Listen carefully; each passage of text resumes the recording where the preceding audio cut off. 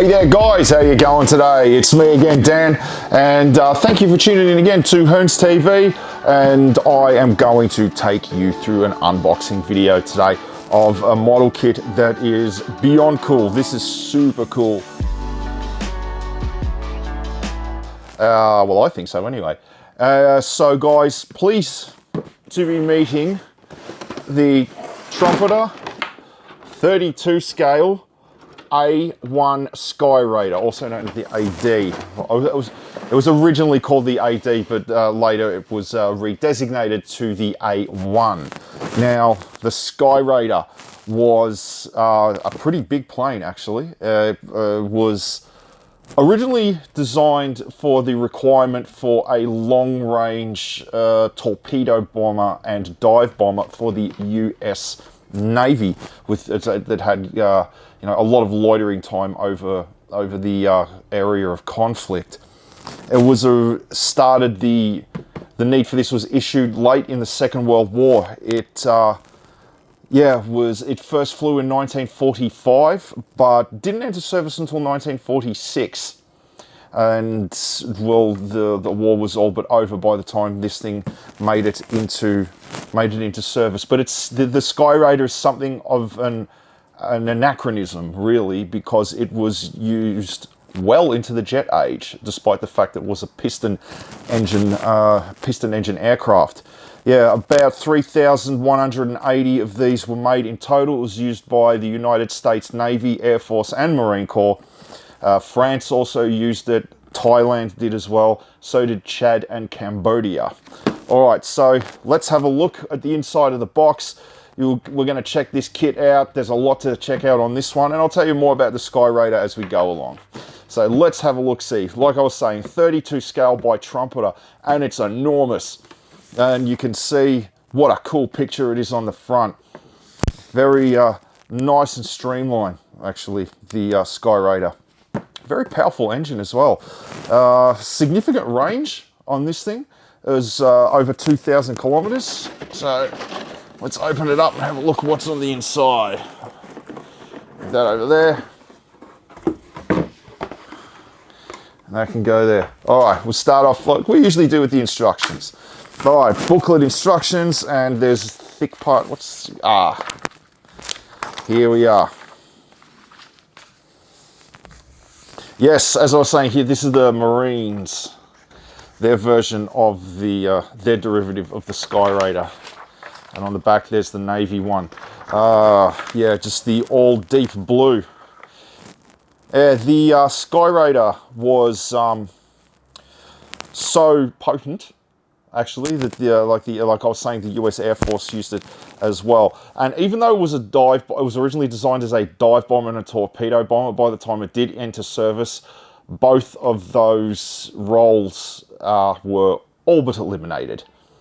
And so it was just used as a long-range close air support and strike and attack aircraft. And yeah, as you can see, single pilot there. And yeah, very nice. A simple camouflage pattern. What else have we got here? Oh, yeah, colors for the disposal stores, the ordnance.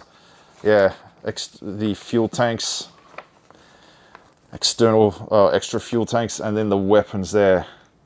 As you can see, yeah, the Mark 81s, 82s, 117s. These are the older 2,000 pound bombs, so they're the 500 pound bombs. These were from the Second World War. There's a massive stockpile of them, actually.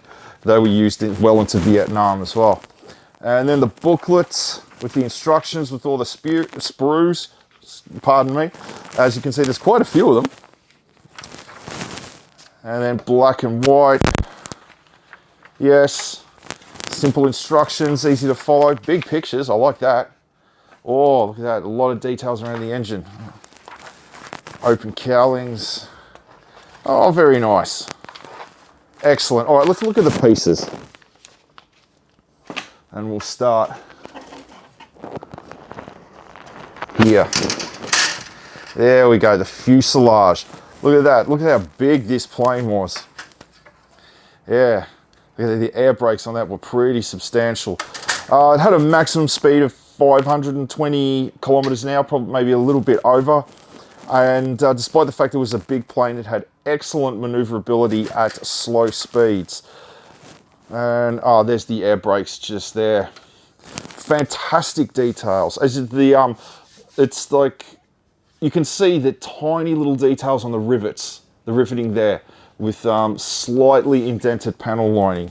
Fantastic. And around the cockpit, around the cockpit there too. And the surface actually is little, just a touch on the rough side. I like that. Give it some authenticity.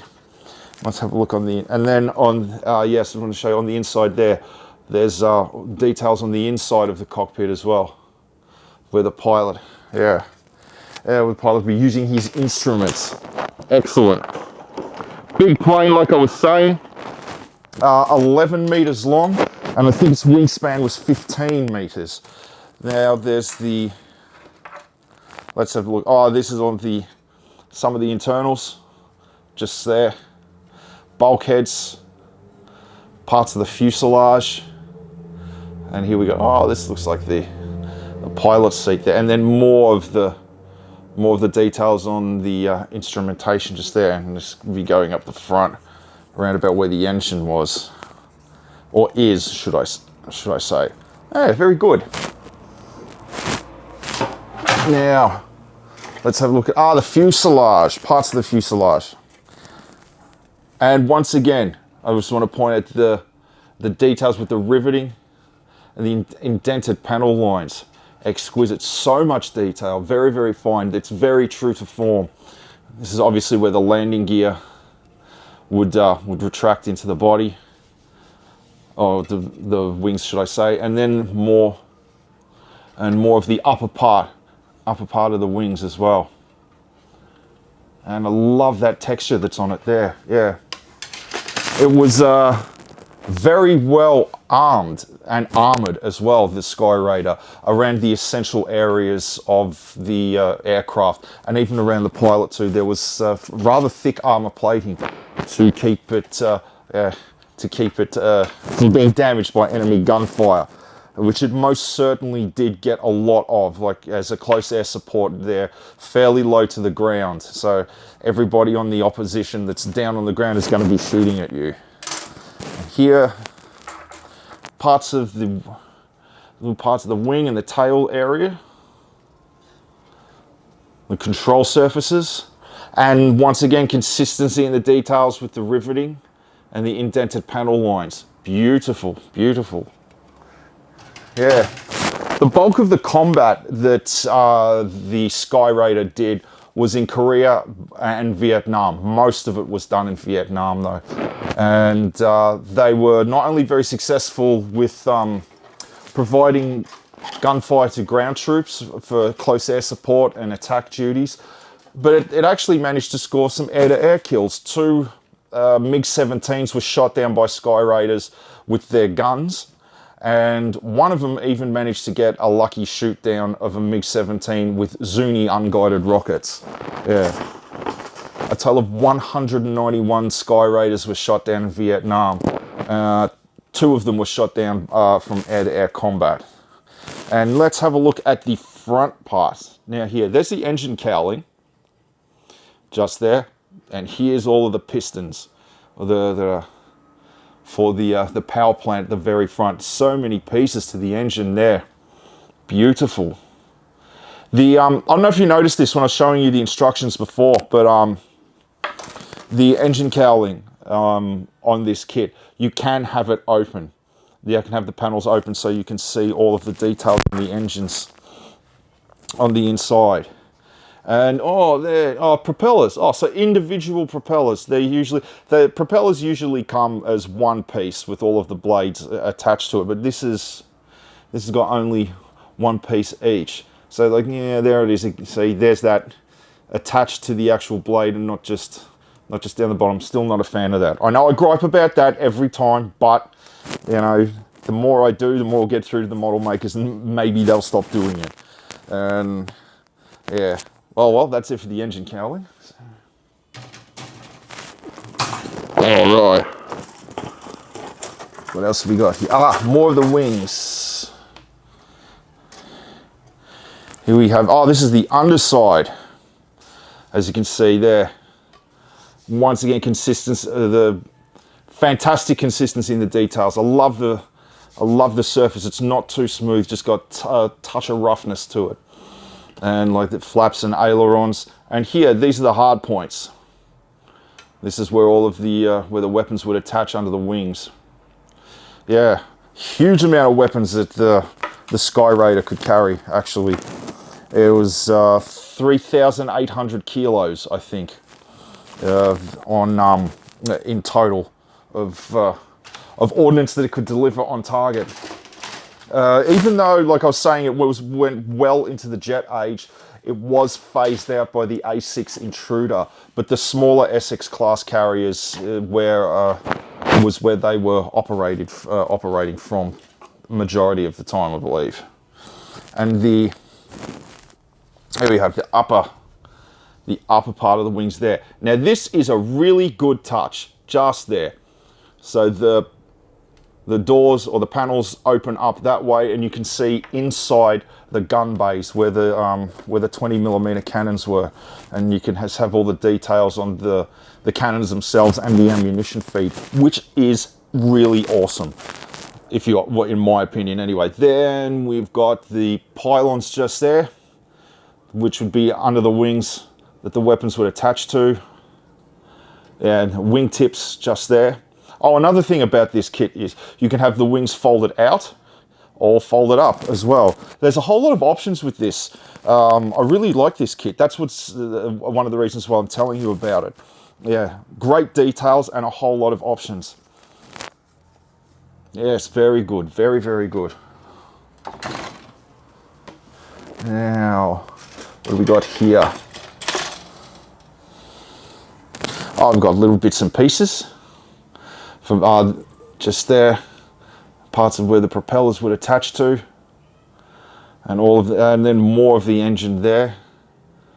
And that looks to be, well, that might be a hydraulic tank, or there's oxygen tanks there, and more of the finer, small pieces to complete the kit. Let's see what else we got here. Ah, more bulkheads for the, and that looks to be part of the cockpit there, and then more of the cockpit as well. And these are here, these bits here and there. Those are the parts on the interior of the wing. If you were having it with the wings folded up, you'd be able to see on the inside there. They're the details you'd want to work on with all the little hydraulic lines and everything like that. Excellent. And let's see, more of, these are the larger pylons, which were just, probably the first ones on the very inside of the wing, just near where the landing gear was, the larger ones that usually had the extended fuel tanks there. That's the arrestor hook, used for catching the arrestor cables at the back of the aircraft carrier on landing, and then you've got just there parts of the landing gear struts, and then the air intakes that would go at the front where the engine was, just in front of the cockpit, and then these parts here and here were the covering doors over the landing gear. Yeah, very nice. Okie dokie. But yeah, like I was saying, the Skyraider, the A1 Skyraider, it was made by a company called Douglas, which later amalgamated with another company and became McDonnell Douglas. Actually, then it was originally designated the AD, but in 1969, due to the standardization of designating aircraft and vehicles in the U.S. military, it was redesignated the A1. And let's have a look at the ordnance. Yeah. Like I said in the last video, putting warheads on foreheads. And we have the Mark 81s. They're sort of they were the newer bombs. And then we have the older ones there. Like I said, there was a huge stockpile from World War II. And they were definitely used quite extensively in Korea and Vietnam. And then you've got there the rocket pods, and then another smaller batch of rocket pods there. I think these are the Zunis that I was telling you about. And then there's the, as you can see, the control surfaces that attach to the to the back of the bombs there. And then more of the same. So that's the other sprue for the weapons for the other side of the wing. Once again with the Mark 81s and the Zuni rockets. How much more have we got to go here? Look at these. Yeah, look at that. 2,000 pounder. 2,000 pound bombs right there. That's gonna make a mess. And then we have the extended fuel tanks there. Looks like 1,000 pounder. Yeah, and obviously on the control surfaces there. Look at the size of that bomb. And next to the fuel tank. So there's the, yes, some of the ordnance there. Excellent. This is a very cool kit. Then we have, and then more of the same from before. The Zuni rockets and the bombs that go there, yeah. You want to deck it out as much as possible, guys. And this is, excellent. I'm so glad these were the last sprues to show you. Now, here we are, guys. Let's have a look-see here. I want you to pay close attention to this because there's the smaller bits. These go onto the pylons there. They help attach themselves to the ordnance. And then we've got the actual wheels for the landing gear, the cannons, smaller little control surfaces. And then this thing right here, this is what I want you to pay attention to. That right there, yes, that is what you think it is. It's a toilet. And there's a reason why there is a toilet included in this. And I'm going to explain it to you in just a few minutes. And more. Once again, the landing gear or wheels. And then there's that toilet. Yeah. All right, last of all, I love this little box. Actually, a nice little box on the inside to keep some of the other pieces in. Little touches like this are great. They're really, really great. They help enhance the kit. That's, well, unfortunately the canopy is in there, so I won't bother taking it out, but you know what they look like. They're clear. And more of the canopy is protected by by that stuff. But then you can see there's parts of the instrumentation and like landing lights and whatnot on the exterior. Photo etch, seat belts inside the cockpit. And of course, one thing I'm sure you know about Trumpeter now it's always impressive is that they have actual rubber tires right there. And then,